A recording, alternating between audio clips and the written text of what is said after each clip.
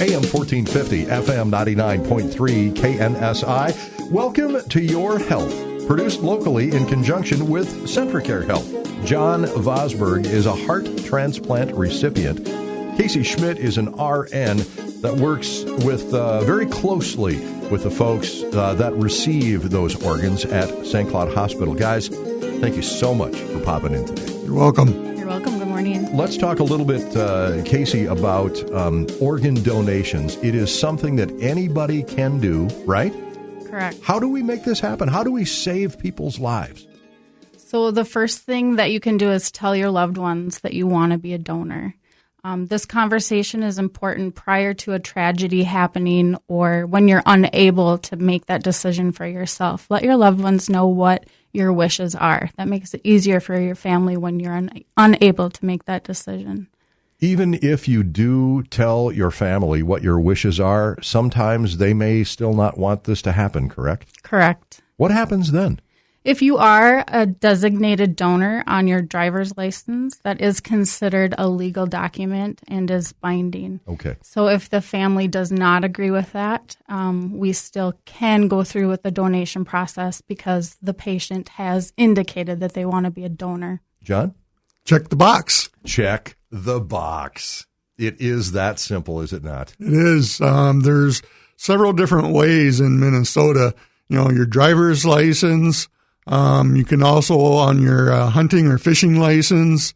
And then, like she said, you know, let your wishes be known to your family. Yeah. I have to ask about Life Source. Life Source is a donation organization that we use in Minnesota, North Dakota, and South Dakota, so in the 3-state area. We partner with them, and we help with donation, advocating for those patients and families if they've made that decision. Is it an easy decision to make, do you think? Personally, I think it is an easy decision. I would love to give that gift if I can no longer live in my body. John, how about you? Do you before and after, did your mind change at all? My purpose has changed, but my mind really hasn't. When I was being considered for possible transplant, I shared with my friends on Facebook, you know, that, Jesus gave his life to save our soul. And while I wouldn't want anyone to die to get their organ, you know, we all meet our demise at some point in time. And when that happens, what greater gift can we give than the gift of life? I've been a registered donor since I first got my driver's license. I figure if I gone, why not help somebody else? Mm-hmm. You know, I just never ever thought that I would be a recipient. On the other end, right? You know, and the scary thing is that there's a greater chance of someone needing a transplant, like even you, than of actually becoming a donor. It should be the other way around, shouldn't it? It should. Darn right. So when you get that driver's license, check the box. Correct. That easy. Folks, we're going to take a break. When we come back, we will continue our conversation with John Vosberg, who is a heart transplant recipient. John will tell his story in just a moment. Casey Schmidt is an RN at CentraCare, the intensive care unit educator. We will talk more with her, of course, about her relationship with the people that she gets to deal with every day. Your Health, AM 1450, FM 99.3, KNSI. AM 1450, FM 99.3, KNSI. Back with more of Your Health. John Vosberg is in studio with us, as is Casey Schmidt. Now, Casey is an intensive care unit educator. She's an RN at CentraCare. John is a heart transplant recipient. John, how did all of this come about? Well, my first heart attack was back in October of 2004. And at that point, my ejection fraction had dropped down to 25%. Normal is between 55 and 70%. Then in September of 16, I had a second heart incident, and at that point, it dropped down between 15 and 20. I was literally planning my funeral because I figured it was just a matter of time. Then in May of 17, when I met with my cardiologist, so he made an appointment for me to meet with Dr. Pelswell regarding a possible LVAD. And LVAD is a left ventricular assist device. Okay, gotcha. So this would be a device that you would wear until a transplant would become available? Provided I would be a candidate for Right. transplant, yes. The 17th, which was a Monday, the pre-transplant coordinator called and said, we got everything checks out. We're adding you to the active list effective today as a level 1B exception. There's 1A, 1B, and 2. Okay. She said, do not travel more than 2 hours from the hospital, and if you do, call us first. Sure. I figured I was in for a long wait, so that Friday night I was at a park and I was listening to some music there, and I saw this lady I did cardiac rehab with the fall of 16, so I was visiting with her, told her what was happening, and she says, I want to pray with you. So I got down on one knee, she put her hand on me, and she prayed that it would happen soon and the recovery would go well. A little over 24 hours later, that Saturday night between 9 and 9:30, I get this phone call. He says, is this John? And I said, yes. He says, my name's Chris Lyon. I'm with the University of Minnesota Hospital. I've got a couple of questions for you. I thought, God, this is an odd time of day for this. Yes. I said, okay. He says, have you been out of the country recently? I said, no. He says, you had a blood transfusion recently? I said, no. I said, they've drawn blood, but I haven't received any. He says, that's fine. He says, well, we think we've got a heart which is a perfect match for you. Do you want to do this? I just started shaking. I was like, oh my God, 6 days Yes. on the active list, and I'm getting this call. I just looked up and I said, God, this is meant to be. Casey, is this a normal chain of events? I think it's an incredible story, and it sounds like it's unique that your time frame was so short. In intensive care at the St. Cloud Hospital, we unfortunately deal with patients who are declared deceased before we can do the donation process. So we unfortunately don't get to see John's side of the story. Mm-hmm. We later get to hear where the organs went and who they helped and, how many people survived because of the organ donation process. But we often don't get to hear the story on the other side. I didn't have a choice, but to say yes. Yeah. If you have a will, you want to live, you're going to say yes. You are wearing a heart-shaped pin that has the number 895 on it. I think I can read that from here. Is that correct? Correct. What is that for? What does that mean? I was the 895th heart transplant at the U of M. Back in March of 18, they celebrated 40 years of doing heart transplants at the U of M, and they've got a 90-some% 1-year success ratio of survival. Do you recall when you were much younger and seeing news on television about heart transplants starting to take place?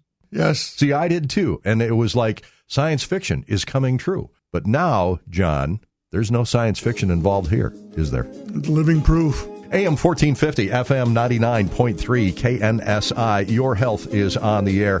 John Vosberg is a heart transplant recipient. Casey Schmidt, intensive care unit educator, RN at St. Cloud Hospital. We will take a break and we will return and find out more about the importance of organ donation, how it happens, how easy it is for you to save a life. We'll be right back. AM 1450, FM 99.3, KNSI. Back, our final installment of Your Health Today. Talking with John Vosberg, heart transplant recipient, and Casey Schmidt. She is an intensive care unit educator at St. Cloud Hospital, an RN there. And Casey, I want to jump back to you here for just a quick second and talk about the need for organ, tissue, and eye donation. I know you have a ton of statistics to talk about. Those are just numbers, though. John is a human being, a person.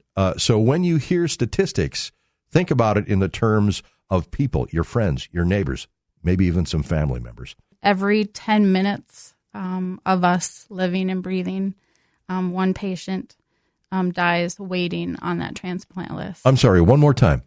So every 10 minutes, one patient out there that is on the national transplant list dies because they don't get that organ. On any given day, there's 113,000 people in the U.S. that are on a waiting list for organs. And of that number, there's 22 people a day die waiting because there aren't enough organs. And when we say it's as easy as checking the box, it's really not that easy because there is a whole process that is involved, correct? To make your wishes known, it is that easy. Just check the box when you receive your driver's license or you're renewing, or you can go online and do that also. But the process itself is a bit more complicated. Yeah, how do you match these people? To me, that is like the most challenging task. So there are trained personnel within LifeSource that do, they look at social history, medical history. There's many, many factors that go into if a patient is a match or can donate. Where do you start? Blood type? Lots of blood. And even if your blood type matches, is there a chance the organ could be rejected? That's a process. Definitely LifeSource could give much more detail than I can. Okay. But on the side of being an RN in an ICU, we are there caring for that patient at the end of their life. And when they are declared deceased is when the process then begins. You don't have much time, do you? It does take about 24 to 48 hours before that testing and multiple things are looked at before a patient can be a donor. But how long before those organs go bad? During that process, after the patient has been declared, with technology, medications, ventilators, okay. We are keeping that body vital. Okay. But it does come down to hours. Right. John, you said that you have a heart sister. Tell me about this gal. Scott was my donor. He was 44 at the time. I had reached out through LifeSource to write to the family back in August of 17 to express my sorrow on their loss and my deep gratitude for the gift that I received. Then in December, I received a letter from the donor family through LifeSource, and it was from the mother, and she talked about how her son had passed, and it just, I thought about the family and what they were going through and dealing with, and his heart, my heart just went out to him. So I wrote back to them again, and again expressing my sorrow for their loss. And my mission kind of was to try to help them by being a good steward of this gift that I received. So that's kind of been my mission since. I received a letter from my donor's sister. She talked about her relationship with her brother, and he was her only sibling.